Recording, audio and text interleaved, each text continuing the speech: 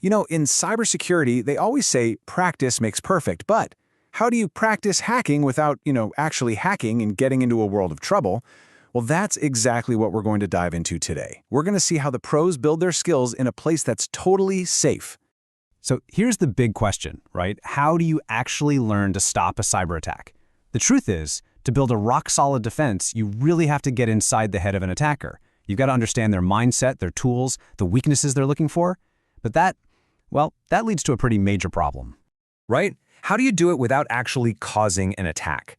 Because let's be real, you can't just start testing these things out on the open internet. That's not just a bad idea, it's illegal.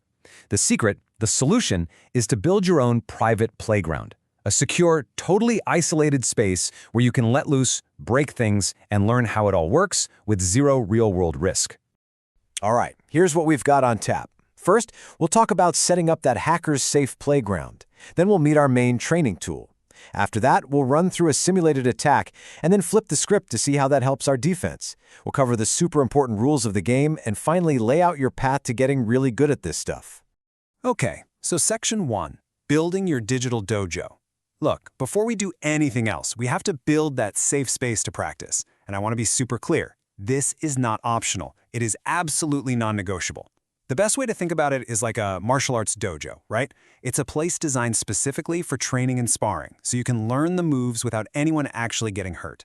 What we're really talking about here is a virtual lab environment. You'll hear people call it a sandbox, and that's a perfect analogy. It's a digital playground, completely walled off from the real world. This is your spot to experiment, to mess up, to see what happens, and to learn all about offense and defense, without any chance of causing actual damage. And setting one up isn't as crazy as it sounds. There are really 4 key things you got to do. First, you'll use virtual machines, or VMs, to create separate, isolated computers. Second, you have to isolate their network. Make sure it's completely self-contained so nothing gets out. Third, you're going to want to take snapshots all the time. Think of these like a save game button. If you totally break something, you can just rewind to a clean state in seconds. And finally, and this is huge, you need to have full permission. Even if it's your own gear, you're establishing a professional habit here.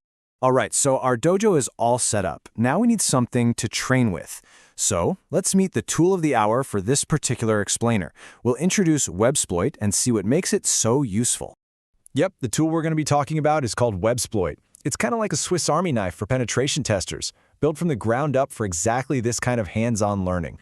And there are a few reasons Websploit is so great for this. For starters, it's open source, which means it's free and accessible to everybody. It's specifically designed for pen testing, and it's packed with different modules for things like scanning a network, finding weak spots, and even launching exploits. It's all about simulating real-world attacks, which makes it, well, pretty much perfect for getting your hands dirty and actually learning this stuff. Okay, so now we've got our lab and we've got our tool. Let's get to the fun part, simulating our first attack. We're going to walk through a pretty standard step-by-step workflow. This is really about understanding the thought process, the logical steps an attacker would follow. So it starts with installation, obviously. Then you'll choose a specific module inside Websploit. Maybe you start with the network scanner. You run that to see what's on your little virtual network. Once you find a target, you might try to test an exploit against it, looking for a known vulnerability. But all along the way, and I can't stress this enough, you are doing the most important step, documentation, writing down absolutely everything. And that documentation piece is absolutely critical. This quote says it all. You're not just taking notes for the sake of it. This is the learning process. Keeping a detailed record of every single step, what you tried, what the result was, why you think it happened, that's how you build a blueprint. A blueprint for understanding the attack, yes, but more importantly, a blueprint for figuring out how to defend against it. Which brings us perfectly to our next section, from offense to defense.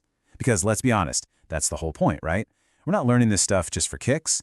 The goal of every single offensive simulation is to learn a lesson in defense. Think about it. There's a one-to-one connection. When you're the one running the network scan, you learn exactly what that malicious traffic looks like from the defender's point of view. That's a huge defensive insight. When you use an exploit on a vulnerable system, it's not just a theory anymore. You see with your own eyes why patching that specific vulnerability is so critical. The offensive action directly gives you the defensive insight. And these insights are what lets you build real defensive strategies. Your simulations will hammer home why things like patch management are so important. You'll actually see how network segmentation can stop an attacker from moving around. And you can use what you've learned to tune your intrusion detection systems to catch the exact kinds of attacks you just simulated. Okay, time for a very, very important topic, the rules of the game. We have to talk about the legal and ethical boundaries here. Look, this knowledge is incredibly powerful, and that means it comes with a massive amount of responsibility. Sticking to the rules, being ethical, and staying legal, that is the clear, bright line between being a security pro and being a criminal. There's no gray area. And it really boils down to 3 simple non-negotiable rules. 1, always, and I mean always, have explicit written authorization before you touch a system that isn't in your own isolated lab. 2, respect privacy. Period.